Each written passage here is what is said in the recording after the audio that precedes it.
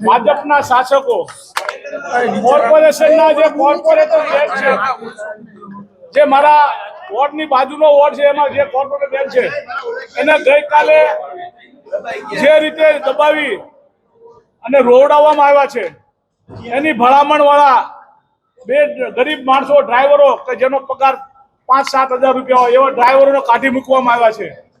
રાજકોટના પોતે ગમે તેટલી ગાડીઓ લઈને ફરે એમાં એને કોઈ વાંધો નથી, પોતે ભ્રષ્ટાચાર કરે એમાં કોઈ વાંધો નથી.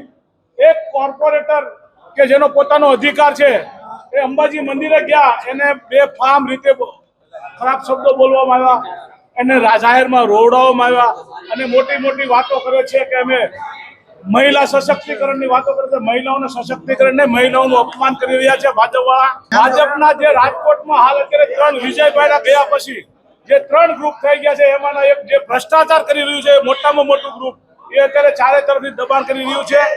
રાજકોટમાં રોડ રસ્તામાં કરોડો રૂપિયા, તમને ખબર છે, કરોડો રૂપિયાનું કૌભાંડ કર્યું છે. રાજકોટમાં લોકોને હજી સુધીમાં હાલી શકે એવા રસ્તા નથી મળ્યા.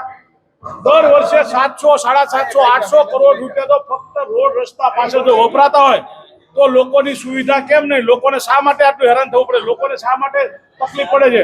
હવે આગામી દિવસોમાં ગુજરાત અને રાજકોટની પ્રજા જાગી ગઈ છે અને આ લોકોને એનો રસ્તો બતાવશે. રાજકોટમાં પણ વોટ ચોરી કરી અને આ લોકો જે બેઠા છે એનો પણ અમે એક વિરોધ કર્યો છે કે તમે વોટ ગાદી છોડી દો, કારણ કે તમારો કોઈ અધિકાર નથી લોકો ઉપર. રાજકોટમાં ભાજપના જે શાસકો બેઠા છે એ પણ વોટ ચોરી કરીને બેઠા છે.